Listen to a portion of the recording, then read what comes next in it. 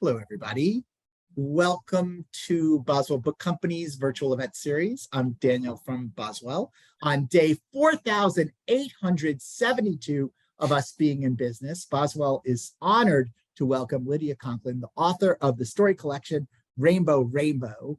The book has been receiving wonderful reviews nationwide. Publishers Weekly wrote, Conklin brings nuance and compassion to the subject matter and displays a captivating interest in human contradiction. Conklin's command of structure ensures that each story has a satisfying arc, but most impressive is the author's precise and evocative prose. And to continue, Rigoberto Gonzalez in the San Francisco Chronicle wrote, Lydia Conklin's timely debut should be celebrated both as a work of activism and a literary triumph. Lydia Conklin's writing has appeared in Tin House, American Short Fiction, and the Paris Review, and they've received a Stegner Fellowship, 3 Pushcart Prizes, and a Creative Writing Fulbright in Poland. They've drawn comics for The New Yorker and The Believer, and up until recently, was the Zell Visiting Professor of Fiction at University of Michigan, and I only learned from our little pre-talk that they are off to Vanderbilt University in Nashville for professorship, I assume assistant professorship. And I will be corrected when the conversation begins with Barrett Swanson, the contributing writer at Harper's Magazine, whose writing has appeared in Best American Short Stories, Best American Non-Required Reading, and several editions of Best American Essays. He also has a wonderful collection of essays out called, which is still available as well, called Lost in Summerland. And with that said, thank you both for coming. We're honored to have you. Welcome. Yay! Thank you so much, Daniel and Barrett, for being here. Oh, I'm thrilled to be here. Do you want to start, Lydia, by reading a little bit and then we can chat maybe for a second? Yeah, that sounds glorious. Can you hear Okay. me? Can you hear me normally? Perfectly, yeah. Okay. I just thought I would read for about 4 minutes from the beginning of a story in the book called Sunny Talks. Hunched over my computer in my cubicle, I prepare for my nephew's visit by watching one of his YouTube videos. His backdrop is his bedroom, the walls painted black, centaur and mermaid posters freshly hung. His mascots, he calls them. He pops into the frame, flaunting his naked, scar-free chest. He's 15, but looks 10. His wrists are so frail, his shoulders so narrow, that I worry that he'll break his arms with his eager, sweeping gestures.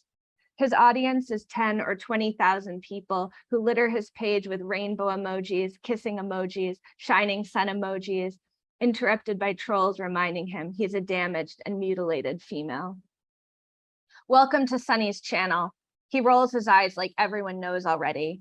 Sunny was always his name, so when people threaten to publish his real name, he has a laugh, thrusting his head back against the wall of his bedroom, which is beside my older sister's bedroom in their little house in Shrewsbury, though Sunny doesn't reveal where he dispatches from. He's learned from millennial elders on the platform at least the basics of safe internet practices. He lifts the rabbit my sister bought him and holds it to the camera, pink pads swelling to blot out the screen. The rabbit died a few months after this video of nose cancer. My assistant, Sunny says, Almond Sr. He bounces the rabbit's haunches. Pronouns, they, them. He snorts. Almond Sr.'s non-binary. The rabbit's cute, cancer-filled nose presses against Sunny's cute little boy nose. So trendy now, aren't you? I pull back from the screen into the green light of the office. I've watched the video a dozen times, awaiting this moment, my breath so quick it's audible, perking my ears for Sunny's tone. Is the joke that the rabbit has an identity, or is the joke that the identity is non-binary? Sunny crops the frame at his waist as though he has hips to hide. He updates his perspective regularly on crucial queer Gen Z issues such as pansexuality, passing privilege, cisnormativity, he/him lesbians, PGPs, chasers, and demi-romanticism. He applies gel to his hair so it crests sweetly over his forehead, a neighbor boy from a 50s sitcom. I live hundreds of miles from Sunny now, but this evening my sister will drop him at my apartment in Trenton. Tomorrow, Sunny and I will attend a convention of trans YouTubers in Philadelphia. Sonny invited me a few weeks back, explaining that it wasn't cool to go with his mom, that he preferred me, his aunt, which was fishy because he loves my sister, but I guess everyone grows up sometime. Last week, he sent a video message of himself singing Streets of Philadelphia with a plastic bell, the crack drawn on in Sharpie, nested in his soft disc of hair, and a portrait of Ben Franklin taped to the wall behind. I pat my blouse to absorb the sweat from my palms. Tonight, I'll discuss my identity with Sonny, tell him what's been real, what's been true my whole life, though only now is there language for it. I hate to burden a kid with my issues, but he's the only trans person I know. The write-up, Eric says, looming over my desk. My colleagues don't look directly at me, as though I could infect them through the eyes. But I hold out hope that Eric could become a friend. He visits my desk instead of emailing me. His earring is either queer or cheesy, same with his spiked, thinning hair. Once I'm more comfortable in my body, I'll ask him for a drink at the sports bar. I pinch the report from my printer tray and clap it into a folder. Eric snatches the file as though I'll change my mind. That opening is so good. That opening is so good. Thank you for reading that, Lydia. Oh, sure. Before I forget, I just want to encourage everyone to ask some questions of Lydia about the book, about their process. You can do so in the chat or in the Q&A function. Just want to make sure I cover that before I shower you with praise, because I've been waiting a long time to say these things to you, which is that these stories are incredible. I consider this book to be like the high point in short fiction across the last several decades. I'm just really proud of you and proud to be your friend, and honored to have read some of these stories in earlier incarnations. So I'm really thrilled to be here, really just excited to be chatting. So congratulations. Oh, thank you so much. You're welcome. Maybe it's worth mentioning for viewers that have no clue who I am, that you and I met at the MFA program at the University of Wisconsin-Madison, like probably a decade or so ago. And I had graduated a year before you and didn't know you.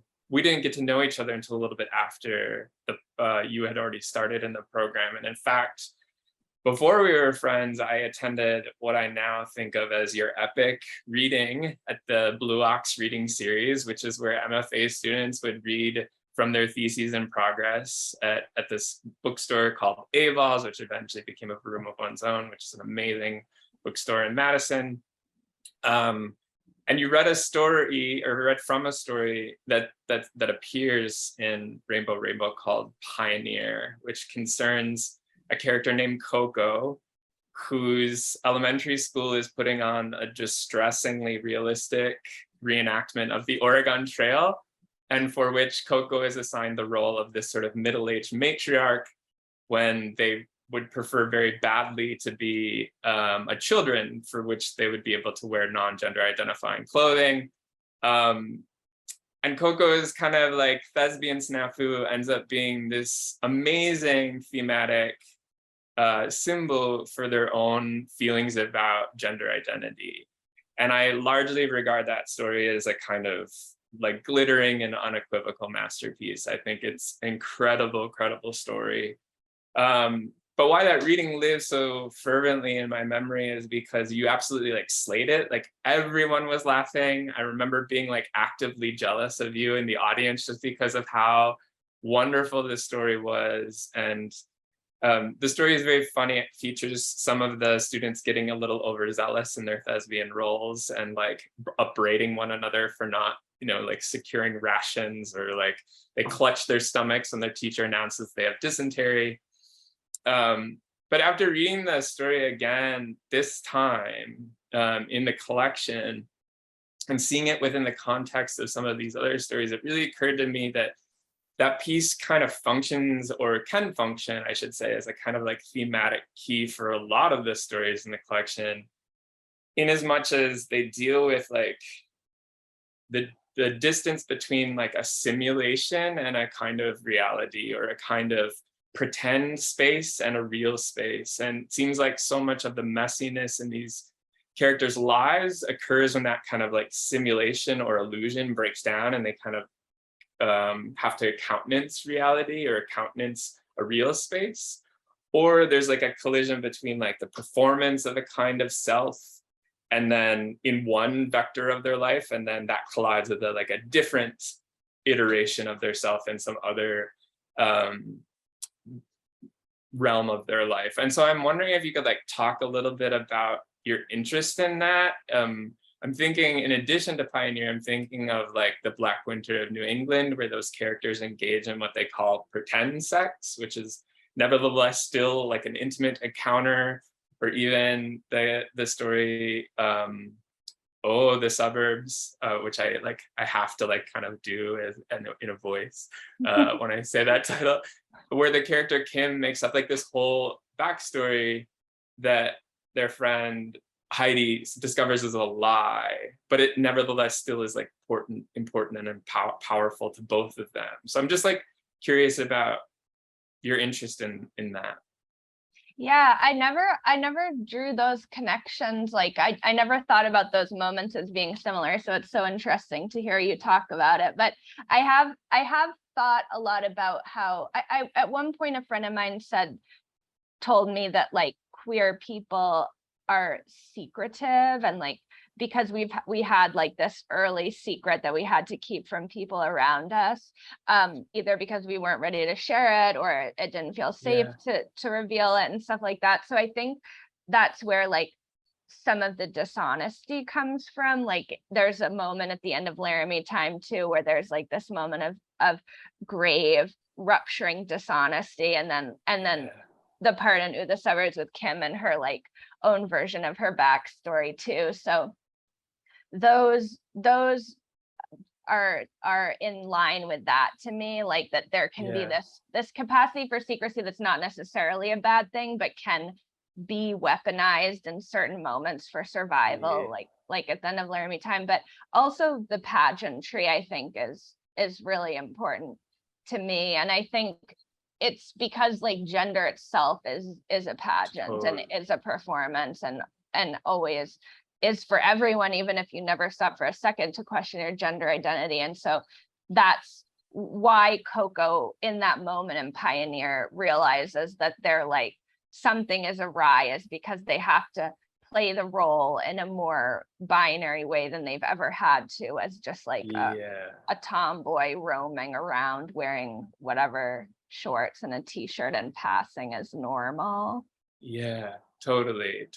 And it seems like that those ideas around performance are like what cause it's almost like there's a positive valence to it, which is like, okay, we're figuring out who we are through a kind of performance that we eventually step into.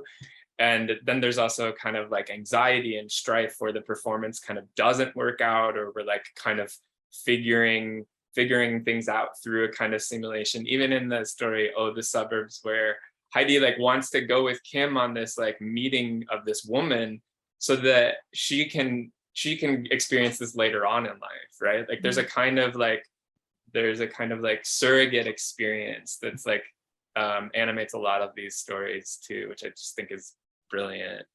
Like almost like a rehearsal, like a rehearsal for the future. Totally.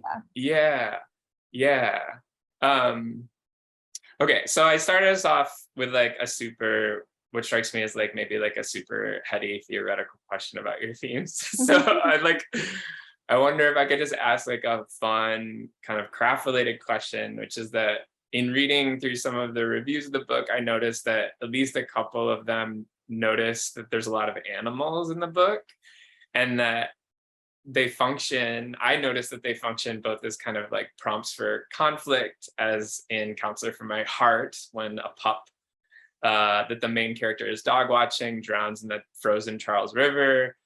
Also in Laramie Time, one character is a cartoonist who like channels like their relationship through the drawings of like amorous turtles, which I love.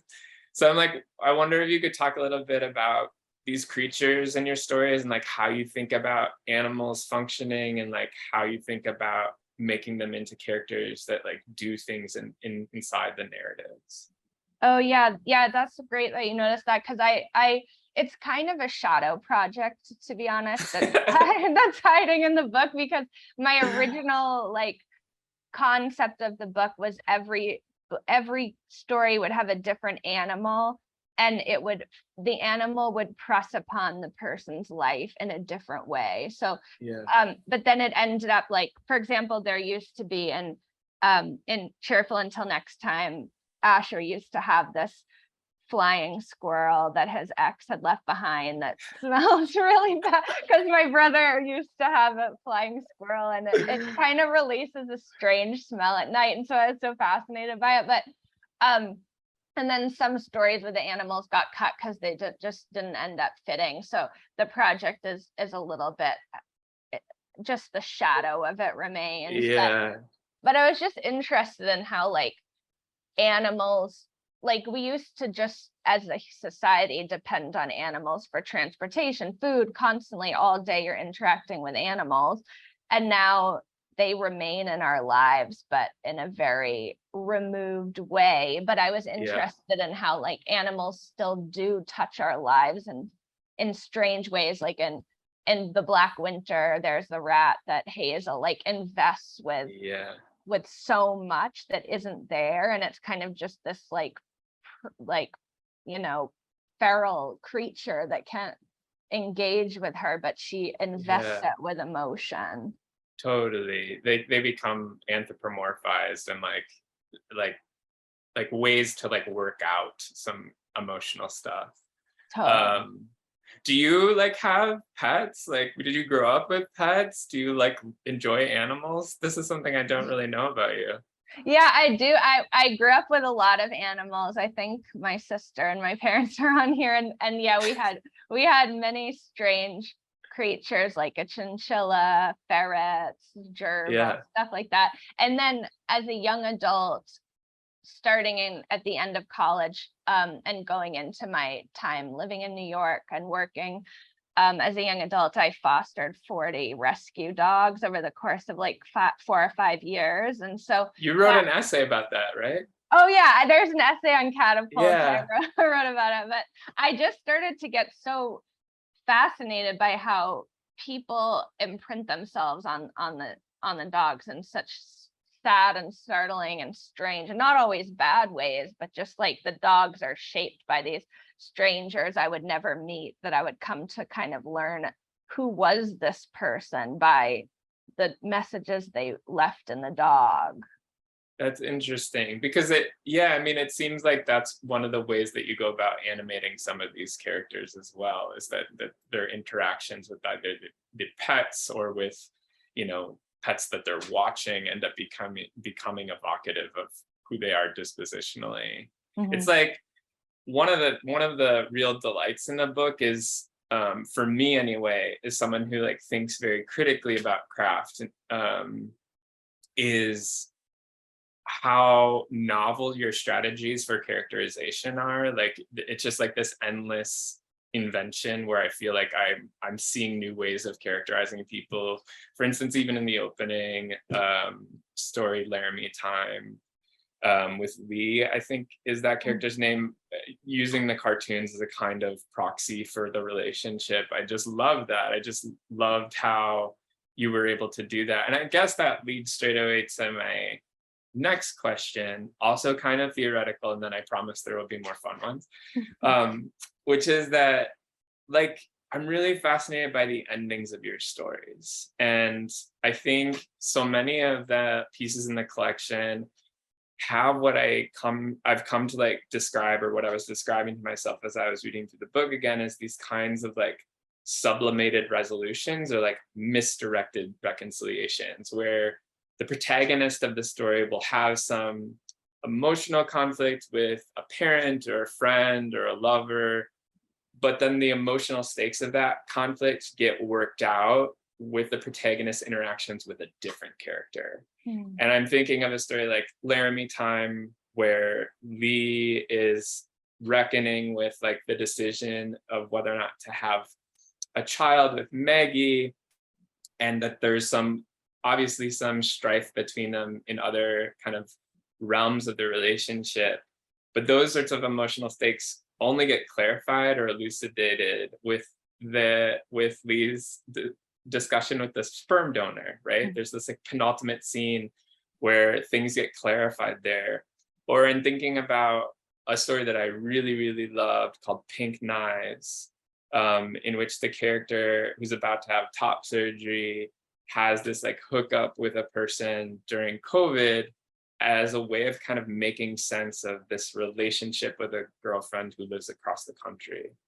And so one of the reasons why I think that's interesting, because I think it kind of shows your interest in kind of showing the full breadth of queer experience, like showing how our lives are inflected by so many different types of relationships.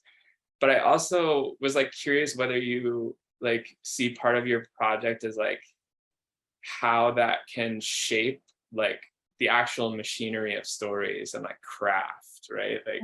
Like are you like trying to like, I don't know, queer narrative structures? Are you like thinking about that? I like that. Yeah, I think I love that idea. I think that I didn't consciously do that, but I think, yeah, because of my queer perspective as like, which isn't like, I don't have like a traditional family of my own and like life.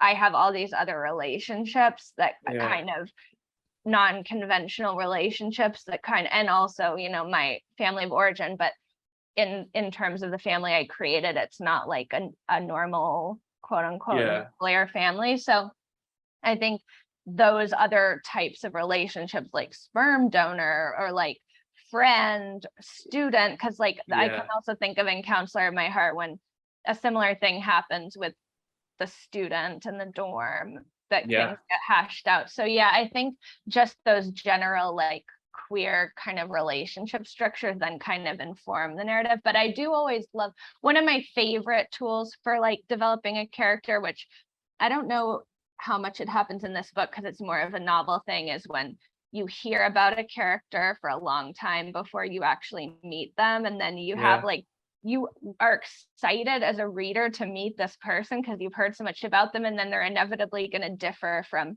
your expectations or the way people talk about them, and then you realize that the way someone was talking about them says more about them than it does about the person. So I do like that triangulation in character development on a craft level. Totally. And I think, like triangulation is a good way to describe what I was noticing. Like even in Sunny Talks, like the story from which you read at the outset, that the narrator of that story is wanting to come out as non-binary to their nephew Sunny, and ends up doing so to this other character Mincy beforehand. And so it's like a kind of practice run or rehearsal before it eventually the conversation eventually happens. So I just loved how that kind of changes the dynamics of the story. It's like I totally found it this kind of like experimental ending where it was like my expectations are for a character to have a problem with another character, and then they hash it out, right? And this was like refracted, and it was so powerful. And I don't know, I really loved it. I was just like delighting at your endings. I was like evangelizing for your book by talking about your endings to friends the other day, because I just think they're so cool. Okay, so so this is a fun one, not super nitty gritty in the theory or theoretical side of the book, but like I'm interested because you draw comics and cartoons, and I want to know more about like your experience working in multiple genres, because as someone who writes both fiction and nonfiction, I've come to see those disciplines as like having two different sets of musculature where there is some sort of like crossover, but they also feel quite different. And so I'm curious to know, like, particularly with comics and short stories, like, are there aspects of craft that feel like symbiotic, or are they just like wildly different experiences? Like, do you have ideas that you think are going to be comics that become short stories and vice versa? Like, what is your, because you work so prolifically in both genres, so I'm curious about that. Oh yeah, that's a great question. Yeah, so the main difference for me in the actual process is that fiction writing takes so much brain power, like unending, intense, painful concentration, and like there's no like relief from it. There's no like part of the process that's easy and calm and like brainless at all. So, and I think that's why I was like drawn to it, to be honest, was because it's like the hardest thing I ever did and the most challenging, and I feel like I would never get bored of it. Yeah. But with comics, it's like there's lots of steps in the process that are mindless. Like you have to like cut the paper and rule out the panels and inks over some drawing you had. So like the thinking of the idea is like 2% of the process, and that is kind of a nice balance to have, because it's like you can listen to an audiobook and zone out and stuff, and it's kind of nice to have that practice that's so different in that way. I think like in some ways, in the main way they've influenced each other is I was long ago, before MFA, when I very first started writing fiction, I struggled with dialogue, but my comics are all dialogue. They don't have any interiority. So I think having to like just do so much dialogue in that medium made me just feel like it came so much more easily, and I could kind of let go of my hang-ups around it. Yeah, I mean, can I ask a little bit more about that? Because I too struggled for a long time with dialogue, which is that I felt like it had to be literary or something, where when, you know, like I'm just riffing with friends, it's a lot more playful and fun. And I didn't know that I could like kind of insert that. So were comics a way to kind of take like irreverence and kind of put them into this? Because your dialogue is amazing. It's so funny. It's so evocative of the characters. Is that what you mean by like that kind of, it freed you up a little bit? Yeah, it definitely loosened me up and was like, oh, this isn't, it's not as scary. And like you were saying too, it can be like more playful, funny, looser, kind of, doesn't have to be freighted with meaning or whatever.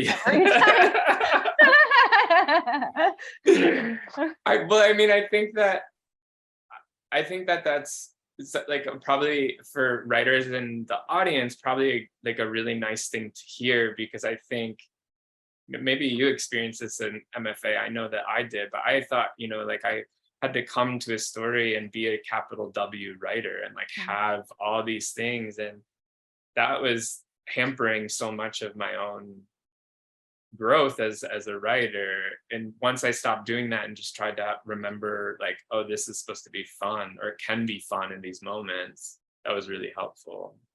Yeah, and I think too, like I had the same thing where it was like, I'm funny in real life, but when I first started writing, I wasn't funny, and it was like people would be like, I can't even see you in this, and then I realized, oh, if you put your personality into it, you know, that's one of the main things you have. And I had a student once who wrote this essay and it was so good, and I was like, what did you do? Because all his essays before had been like very just like not there, and like really tight, and this one was like funny, moving, engaging. And he said that that he hadn't felt like writing, so he just dictated it into a transcription. And it was like he was in it so much more than in the past drafts he'd done. So that's amazing. I mean, I always talk about that with my students.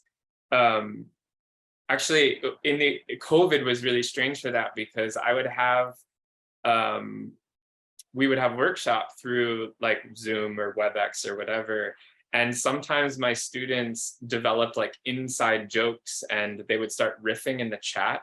And sometimes the descriptions of the things that they were riffing on were more animated and like evocative than what they had written in their stories. And I like I stopped class and I was like, that y'all are writing right there. Like that's real writing, and you're doing it because you're trying to make each other laugh. You're trying to delight one another.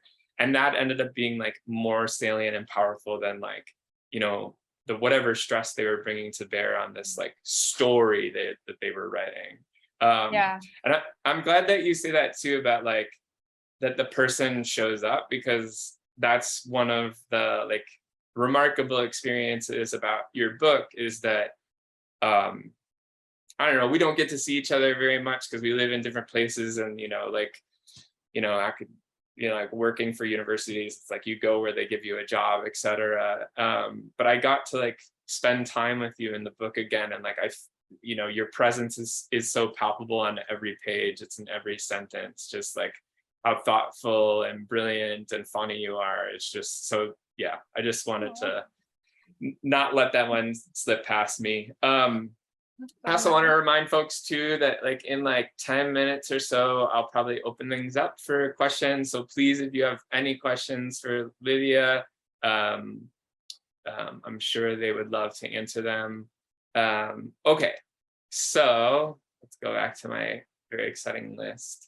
Oh yeah, I mean, this ties into what we were just talking about, which is that among the many things that I'm jealous of in your writing is how you're able to kind of marry humor and sadness within a single story, and very frequently within like a single sentence or a single phrase. Like I can't remember if it's in, I think it's in Oh, the Suburbs, when the character is like trying to impress their friend by like being worldly and cosmopolitan, and they say they really love like this one stop called Government Center. Yeah. And it's like that is like a perfect distillation of what I think you do so well, is like, gosh, that's like so heartbreaking, like that longing to be like seen as like worldly, but it's also so funny.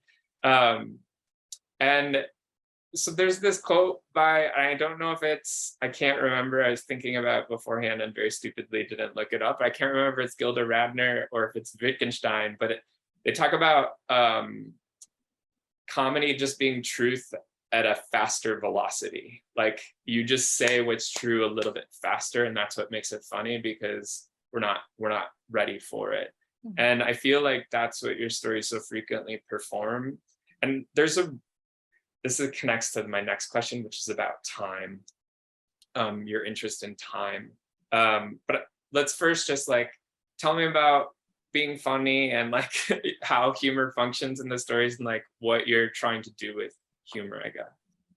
Yeah, I just like, that's like always my main goal when I'm writing, is like, I want it to be funny and I want it to be heartbreaking. And like, if anyone, because I feel like when I'm reading, the most visceral experiences I have are if I laugh out loud, which is rare, or if I cry, which is not too rare. I pretty much always cry at some point. But I was reading my friend's manuscript the other day, and I cried 3 times at the end at different moments. But yeah, I think those are just the most visceral experiences. So I of course want them to come to pass. But I also do like feel that the sort of convergence of humor and sadness is so powerful. Like I was doing a lecture in Virginia like a couple of weeks ago, and a student asked like, well, sometimes I read my story aloud and people are laughing at the part I thought was so sad, and I'm like so upset, and I'm like, no, that's a good thing, because it's like sometimes people are it's funny, or people are laughing because it's like so painful in a way. It's like it comes around in a circle. And I don't know, I was just last night reading with someone, rereading Revolutionary Road, the beginning of it, and just the way Richard Yates is able to make this, like, it's almost like with that book he sees a little more than the characters see, but he's not condescending to them. It's like walking this line where it's like he has the distance to make it funny and heartbreaking at once. And I sometimes don't want that much distance, but I do love that book, and I think that was influential to me too. Yeah, the opening chapter of that book is like incredible. It's so amazing. I can never get bored of that. I've probably read it like 5 or 6 times and I never get bored. Do you teach it? Do you teach that book at all? I haven't, but I'm actually planning to do it this fall with the MFAs because I think just the way he does interiority is like unmatched, and it's so like he makes the inner lives like propulsive beyond the exterior plot, which is something like with Laramie Time, I was trying consciously to do that because the arc in that story is in the interiority of Lee, and sort of like the most dynamic things happen in her mind, and I wanted to try to do that because I think that's something that's super hard to do, but I love when I encounter it. Yeah, no, I think like that drama of mind is something you do so well. Like, and it relates to that what I was talking about, or what I wanted to get to with what I feel like another interesting facet of your stories, which is how you think about time. Like even the story that you read, Sunny Talks, we have an adult character wanting to come out to their child-aged nephew, right? And so like there's a kind of weird reversal of that relationship, that Sunny is almost like farther along in the journey that the narrator is experiencing. And then at the end of the Black Winter of New England, when is it Hazel? Is that the character's name? When Hazel is like basically brings the big sort of pretend intimacy that the friends were playing into the actual party, and wants to kind of live that out. There's almost a weird like flash forward at the end of that story where they can kind of like imagine the ramifying effects of this. And so I guess I'm curious, like how you think about time and more broadly, I guess, like your interest in these kind of like threshold moments, like adolescence or like the movement into adulthood, things like that.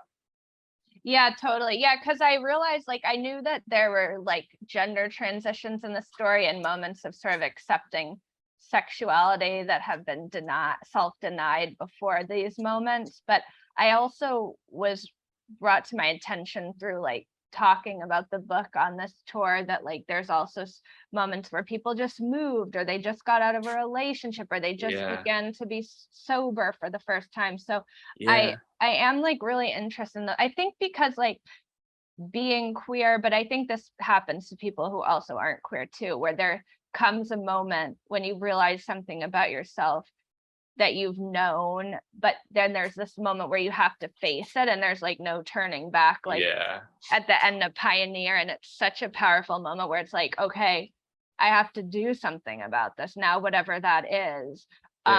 It's like a scary moment. And so I think because I had that moment so early on in life, it just like, I'm just fascinated by those moments for other people and me, and how they play out in different ways. Yeah, you're so good at dramatizing it. It's unreal. It's like one of my favorite things about your work. Well, okay, so I'm gonna open things up to the Q&A. I have several other questions, but I want to make space for folks to interact with you a little bit. So I'm seeing a question from Duncan, who asks, would love to hear a bit about your process of drawing from your own life in your stories. What's the balance between fiction and biography that keeps you excited in your writing? Ooh, that's a good question. Thanks, Dunks. I think Barrett, you maybe even met Duncan once years ago. I think so. Yeah. Hi, Duncan. I think that's such a good question. I think for me, I'd be actually curious, Barrett, to hear your thoughts about this, doing fiction and nonfiction, because doing a couple of essays for the book was the first time I really did nonfiction, and I'd always in the past struggled with it because I just start trying to write it, and then I just start making stuff up. Like, I don't know, like, well, this would have been better. And even like in the editorial process, they're like, oh, well, we don't know about this moment. I'm like, that's what happened. I don't know what to, I'm not going to put something that didn't happen. So I just feel like, but maybe I'm being too like rigid about it because I don't feel comfortable in it. But I think just like fiction is a good place for me because I can start like with Counselor in My Heart, for example, that Barrett mentioned, like that moment with the dog had happened to a friend of mine's parents. And I was haunted. I was so sad. And I just was like haunted by how that played out and like the tragedy and the powerlessness of that moment. And so, but it wouldn't have been a story just about her parents. It would just been sad and pointless. So it was like, how can I like take this moment and like get it to like in like sort of set off like problems in a relationship that's already struggling. So it's kind of like taking the moment that could be from real life and then trying to like put it in a moment where it can be made like more dynamic and like a plot or character way. I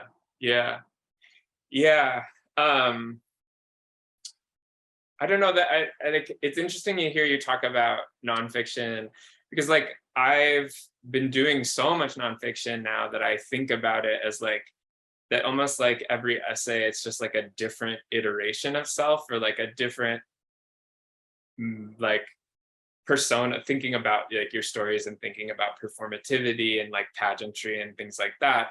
Like the self is always a kind of pageant, right? It just like different communities that we've been involved in or different life experiences, you kind of have different selves. And so thinking about characterizing myself as much as I would as a character in a story, it's just about like, well, what do I leave in and what do I leave out? So it's like more so characterization by omission almost. That makes a lot of sense. Yeah. But do you have interest in doing like, have you experimented at all with like full-on autofiction before? Do you have any interest in that? Actually, the story Pink Knives was kind of my experiment with that in this book. Because it explicitly references the story itself at one point, right? Yeah. I mean, it is. Is that the most recent? Yeah. I think that one and Boy Jump are the newest. Like, so Pink Knives, like it definitely is fictionalized. It didn't all happen that way, but it was me kind of playing with the genre. But I would be interested to do more, like even more explicitly autobiographical stuff. We have a question here from Tyler. And it says, have you ever felt like you, quote, lost your voice as a writer? I suppose I mean the words show up and the stories get finished, but you don't see yourself in the words. If so, how did you find your voice again? Ooh, interesting question. Yeah, that had happened to me in the first novel I tried to write where I couldn't access my voice and the way I could in short stories. I think because of the transition to a new form, and it's so hard to sustain anything in a novel, like tension, like character consistency. And then one thing that's hard is your voice. And like, because with a story, it's so tight, you can go over it 1,000 times and make sure every word is exactly how you want it. And with a novel, it's so hard. So I think the way I tried to address it was just like rewriting it several times from scratch, but that project I basically had to throw in the garbage. And I have another novel I'm working on now, but I think some projects, I think I could have fixed it, but it's like, it might've been harder than writing something new. So some projects are about learning and development and not so much that they need to see the light of day, I feel. Do you feel like that is like an inevitable part of trying on a different genre? Because I felt the same thing that you're describing with the novel. It's just like, what is this form? How do I hold this in my hands? I know, it's wild. Yeah, it's like, how do you, and then it's like, it takes so long to write. By the time you get to the end, you're a different writer and you have to start writing it again. It's just like, I don't know. It's a nightmare. Yeah. Oh my gosh. Yeah. Well, that's exciting that you're working on a new novel. Is this what you're actively been working on? Are you do you do Yeah. stories simultaneously to this? Yeah, so I usually have a project that's like my primary partner or something, and then I work on it until I need to take a break from it, or until I give it to someone for feedback, and then I switch to do stories or something else. Yeah. But Yeah. sometimes the story collection for a long time was the primary, but now it's the novel. Yeah. Yeah. We have a question from Rachel. It says, I'm interested in your process for writing comics humor in general. How do you deal with the changing landscape and the effort to try to have the comics writing stand the test of time? What's your favorite joke to tell? Thanks. I won't tell my favorite joke because it's not appropriate for Zoom. Um, but let's see. Yeah, it is hard because it's true that humor is so based in the time of, of the current moment. Like, for example, in Sunny Talks that I just read, I was actually thinking about this very thing when I was reading it, like when it refers to the elder millennials. I feel like that's funny now because it's like millennials aren't that old, but probably in like 40 years, I'll be like, yeah, those old ass millennials. So people won't think it's funny. So I do think hopefully most jokes, if they're based deeply in character, would feel funny, like how Revolutionary Road is set in 1950 something and it's still funny to me. And even if they use funny language, or it says they're middle-aged when they're 29 years old, it's like I still find it funny. In lieu of you not saying your favorite joke to tell, I want to describe one of your cartoons that you drew for the New Yorker, which is actually on our fridge here at home, which is two female geckos perched and looking up at a male gecko whose like gullet is engorged. And it says, the caption is, sometimes he drives me so crazy, but then he does that and I'm flooded with desire. Yeah. And I get to see that every morning. It's just such a delight. We have a question from our dear friend Yuko. Says, hi Yuko. Hi Yuko. Says, hello Lydia and Barrett. Such a treat to see you both in conversation. Thank you. I think you have mentioned this elsewhere, but can you talk a bit about writing these stories in one book over quite a long stretch of time, especially the past 10 years during which the situation and the atmosphere surrounding queer identity has so drastically shifted?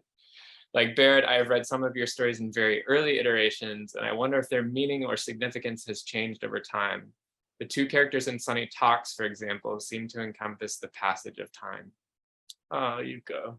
So that's a great question. Yeah, I think actually the passage of time was so important to this book because right after my MFA, I thought, oh, I have the whole book of short stories, like it's done, yay. And then it was like 12 years had to pass before it was actually done because there just wasn't enough breadth in the stories. They were all kind of focusing on this a lot were focused on this hard time in the Clinton administration when I was like coming of age, and there's still 3 stories set in that time in the book, but like I guess it's not really a good thing, but so much horrible things happen to like queer rights and queer discourse and positive things too. It's like just as a teacher seeing like my students increase comfort and identity, not to say it's easy, obviously it's still horrible in 1,000 ways, but like just all the changes, and like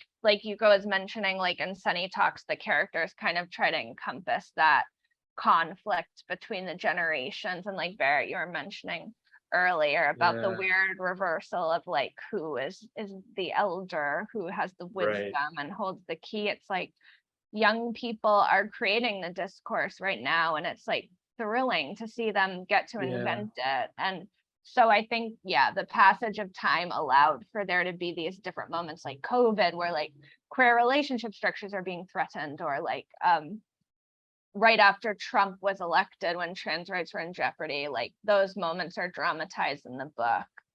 Yeah, yeah, yeah. Well, and two, I was thinking about how much geographical space is contained within the book. There's so like every story I think is set in a different region of the country or a different region of the world in some cases.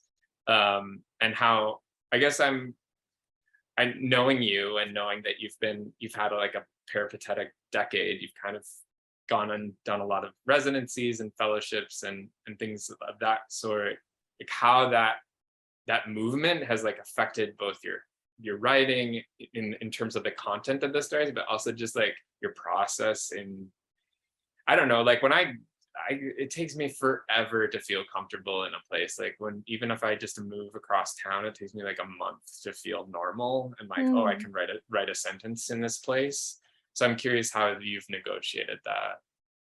Yeah, it's been crazy because I have moved 9 times in 12 years, and I'm about to move again on Saturday, hopefully for the last time. So I just like, but for me, like for almost all of that time, it was actually helping my writing, because I've always been someone who, like, when I go to a new place, things are like illuminated and in like charged way, and I can see them anew, and I like love getting to a new place where like I don't know anyone, nobody's asking anything of me, like I'm just sitting alone in my room. The room doesn't have any bad associations built up yet, or any like frustrations, and like I don't look around and think of 1,000 things I want to do to my house.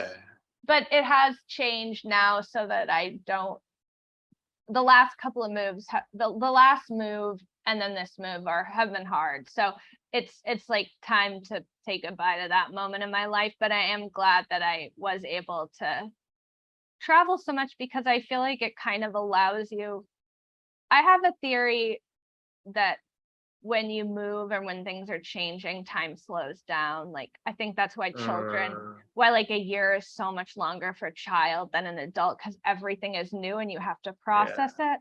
And the longest I've lived anywhere since childhood was in New York, where I lived for 4 years. And at the end of my time, it felt like time was racing by, and I loved my life, but it was like my life is slipping away because everything was familiar and comfortable. So I do like how it's like really slowed down time. Yeah, I so identify with that, Lydia, because as you know, I'm basically have like the nervous system of a small child, and I get very nervous about things. And so when I have to go do like reporting trips for magazines or whatever, I feel like nudged into the world and I have to encounter this space.